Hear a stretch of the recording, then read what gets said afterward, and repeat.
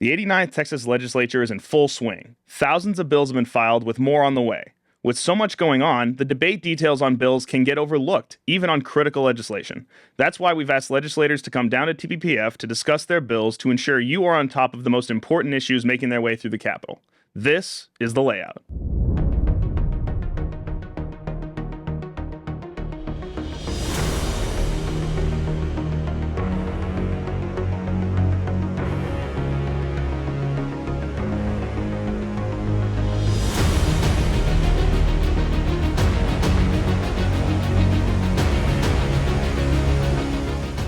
I'm John Mondi, Communications Manager here at the Texas Public Policy Foundation. Today we're discussing Senate Bill 621 with Senator Kevin Sparks from Senate District 31. Senator Sparks, welcome to The Layout. Thank you. Thanks for having me today. SB 621 seeks to prevent government entities like cities or counties from establishing banks. Tell us about what inspired you to file this legislation. Well, so in July of 2024, the City Council here in Austin voted to do a feasibility study on the potential of setting up their own bank. Yeah, well, if there's any city that's fiscally responsible enough to have a bank, it's Austin for sure. Definitely, what could possibly go wrong? So, kind of take us through the bill and describe how it would work. Well, I mean, it's really simple, which is good because I'm a simple man.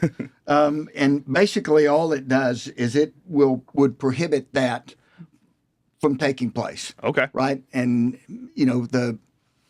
the idea that local communities would take, tax dollars and actually be the ones responsible for the stewardship of those outside of their normal course of business. Yeah. What could go wrong with that? I totally agree. So, how would the lives of Texans be impacted once this bill has been passed and implemented?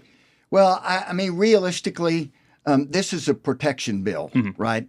So the lives of Texans wouldn't necessarily be impacted because this is not something that they've had to live through. Yeah. I would say, we're already, our communities are already carrying plenty of debt.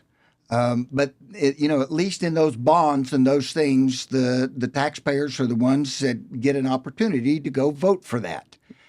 And so the problem with this idea is they would be taking and kind of storing tax dollars, and then they would have to set up a system as to how are they going to loan those dollars out and to whom are they going to loan those dollars out.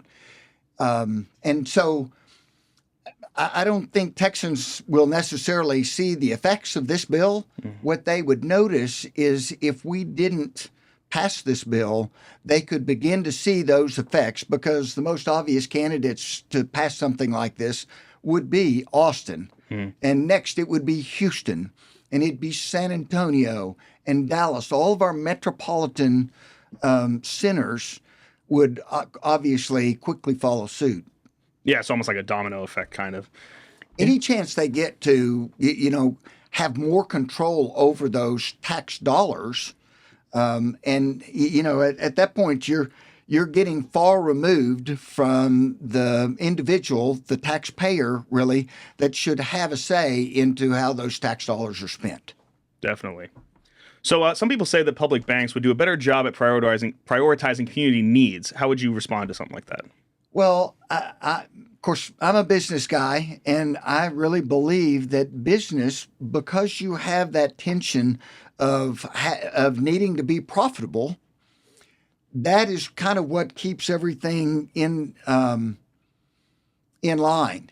And a bank, a city-owned bank would not necessarily have that tension. It's the same thing we see every time we expand government. Mm-hmm. There's less and less tie to the taxpayer in the decisions that are being made in that. So, those. Let's just take our local banks here. They're in the business of making money. But they also are in order to do that, they're actively looking for proper places to to loan those dollars, right?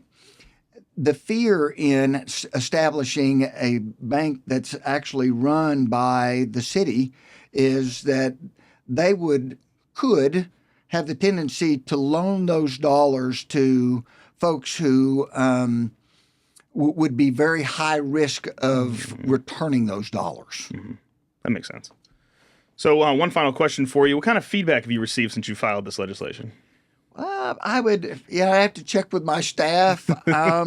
So far, I don't think we've seen a lot of, we haven't seen a lot of feedback either way, but I think that's just because it's early.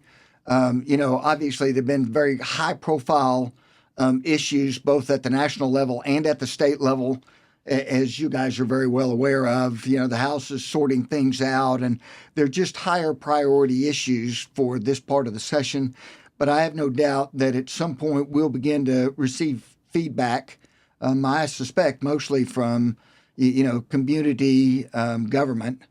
I would hope that most people that serve in community government would see the wisdom in not setting up this system. Well, I hope so too. Thank you for joining us, Senator. Really appreciate it. Thank you.